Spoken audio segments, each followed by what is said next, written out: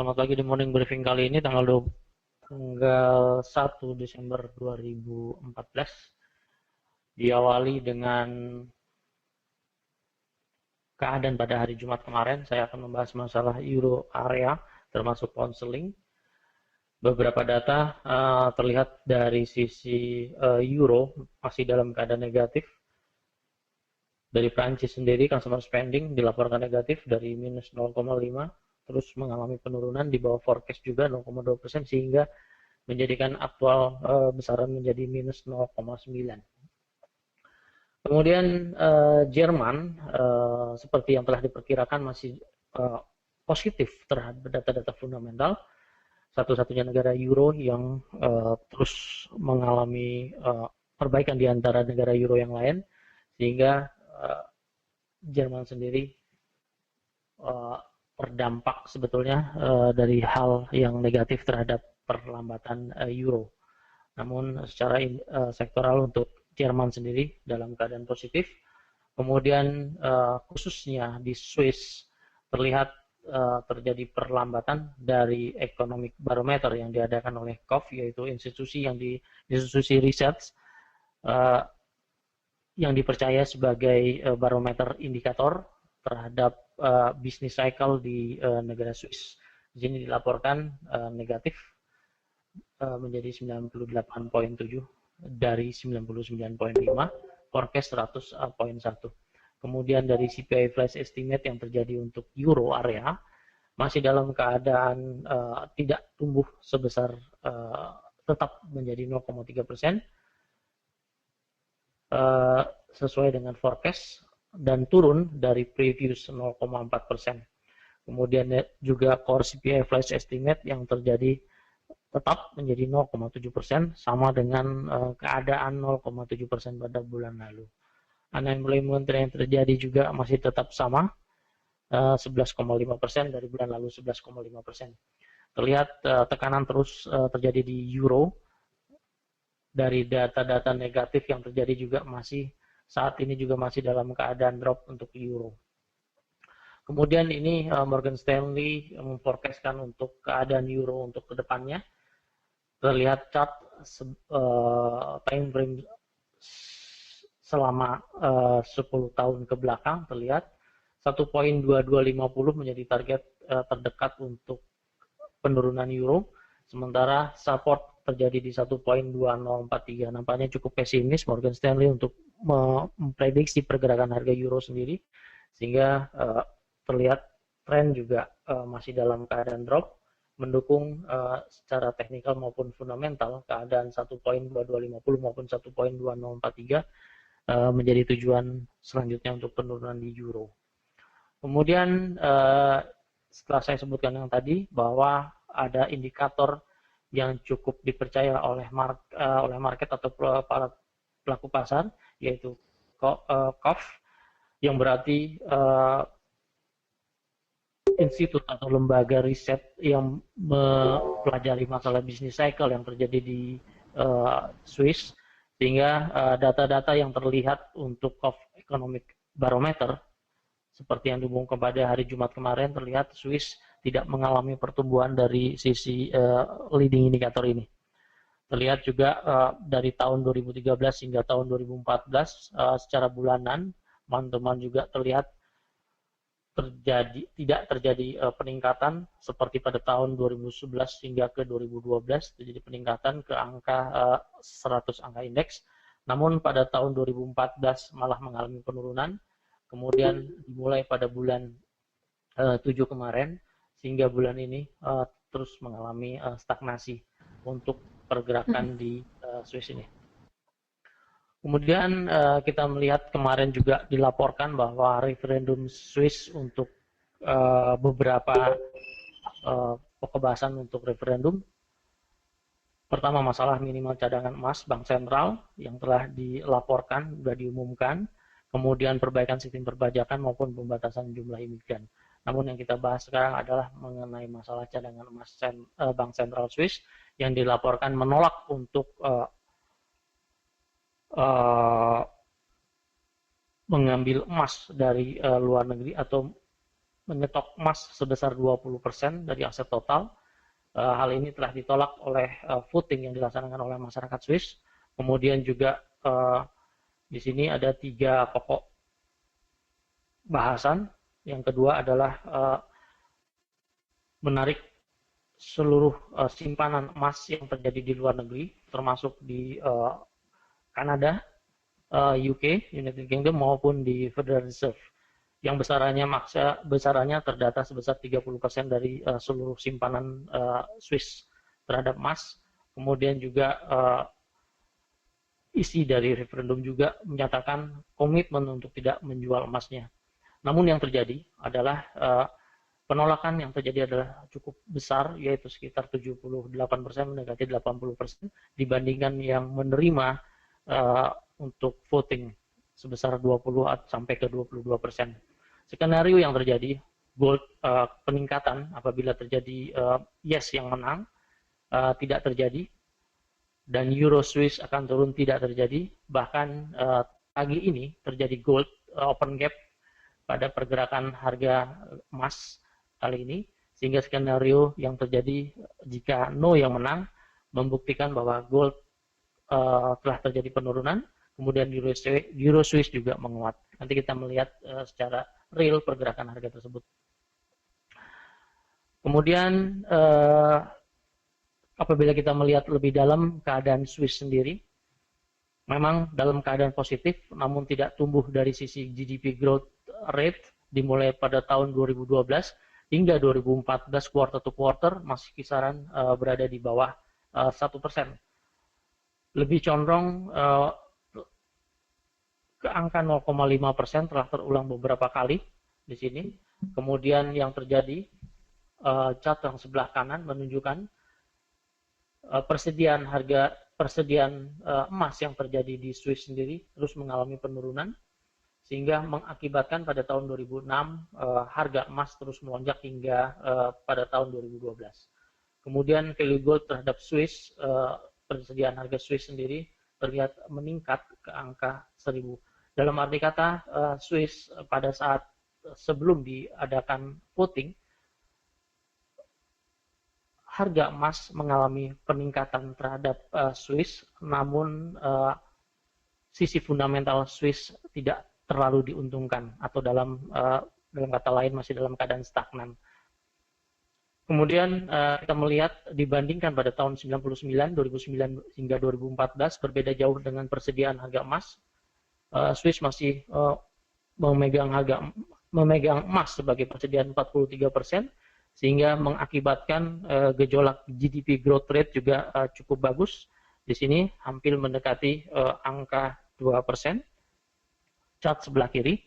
Kemudian pada tahun 2009 mengalami penurunan keadaan GDP growth rate, manakala Swiss mengurangi jumlah persediaan emas di negara tersebut sebesar 18%.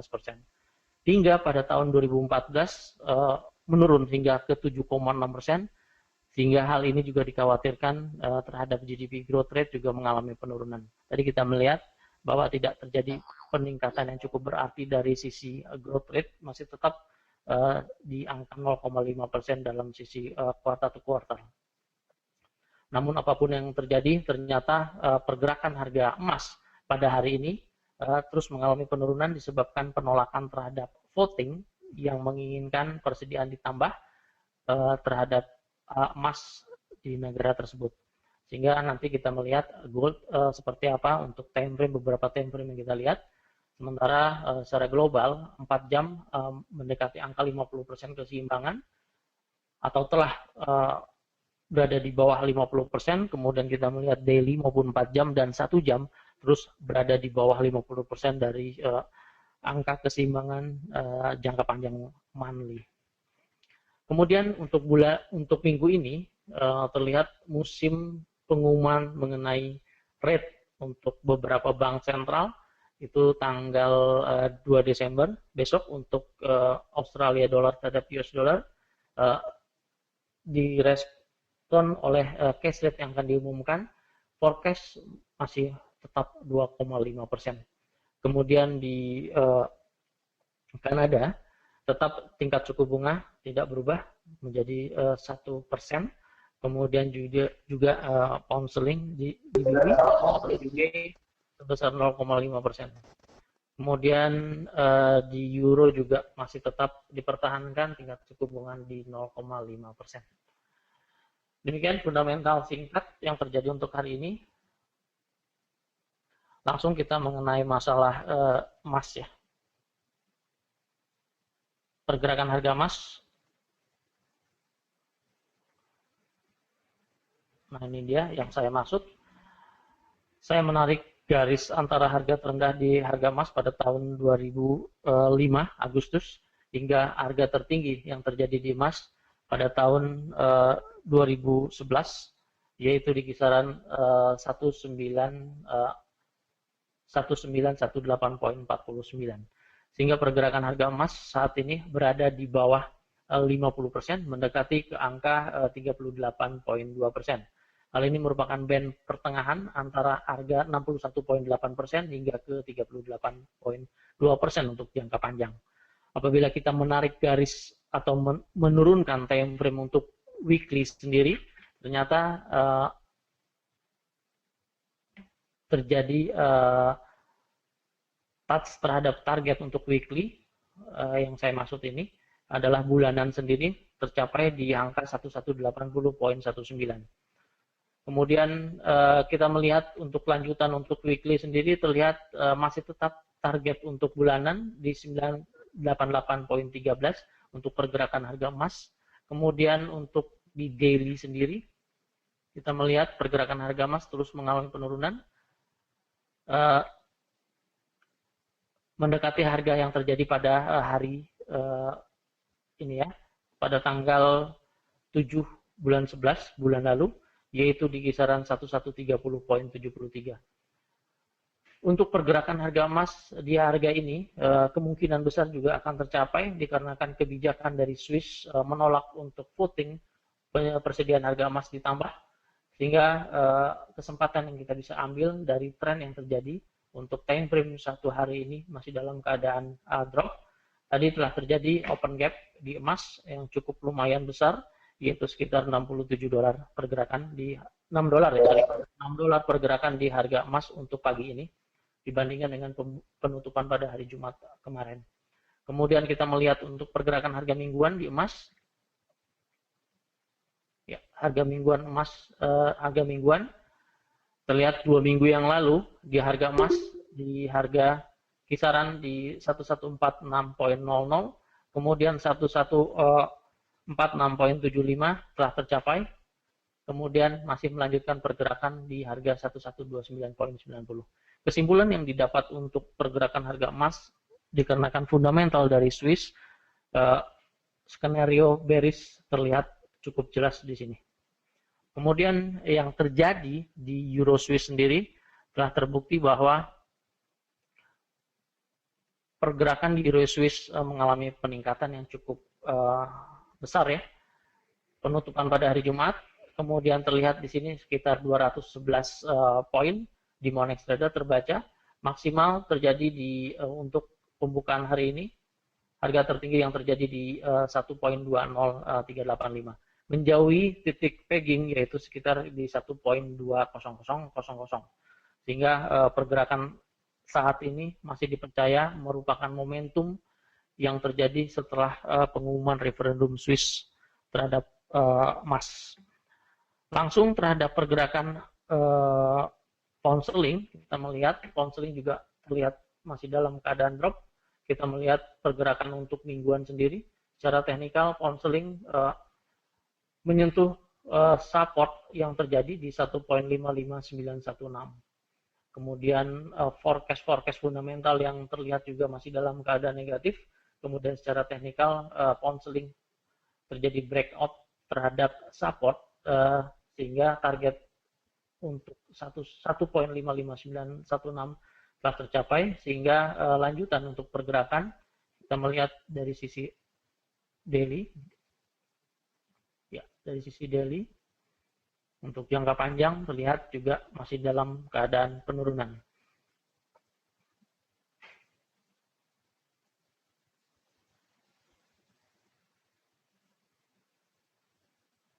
Terlihat penurunan 50% dari triangle yang terjadi di 1.55340, maksimal terjadi di 1.53800. Kemudian di euro, ya euro kita melihat pergerakan euro untuk kita review kembali untuk Fibonacci. Nah ini dia.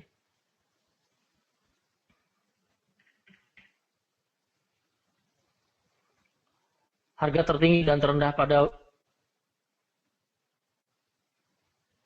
2 minggu yang lalu ternyata direspon sangat baik oleh euro berdasarkan angka-angka Fibonacci. Area terakumulasi harga berada di 1.25078 hingga telah tercapai minggu lalu di bawah 61.8, yaitu di kisaran low, yaitu di 1.24252. Apa yang terjadi untuk Fibonacci minggu ini terlihat kemungkinan apabila terjadi break terjadi di 1.24240-an, maka selanjutnya akan terjadi di 1.23579. Namun apabila terjadi up di 1.24905, kejadian untuk target peningkatan terjadi di 1.252. Untuk pergerakan euro, fundamental euro masih dalam keadaan bearish. Kemudian kita melihat tren yang terjadi untuk euro sendiri dalam keadaan bearish.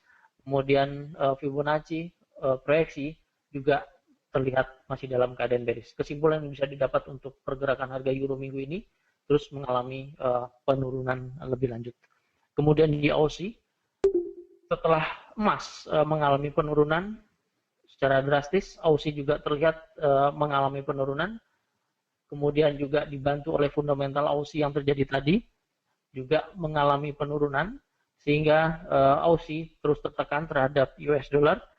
Target untuk di 0.84251 telah tercapai.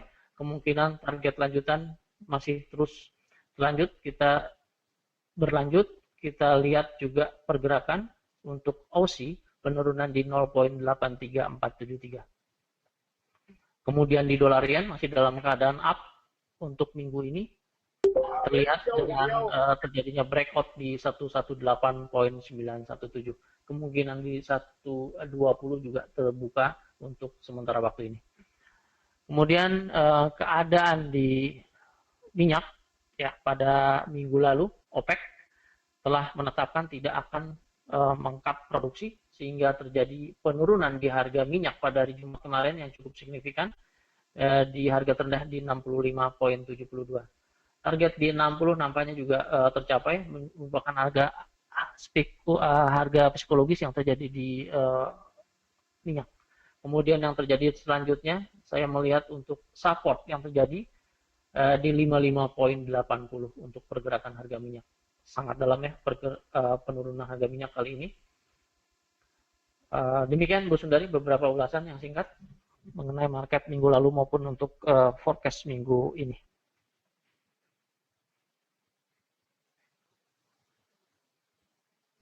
Ya, Pak Dwi. Untuk minggu ini memang fokus utamanya berada pada Swiss ya, di mana Swiss akan menggelar 3 referendum pada akhir minggu ini dan berpotensi memiliki dampak terhadap perekonomian hingga Bank Sentral Swiss ya.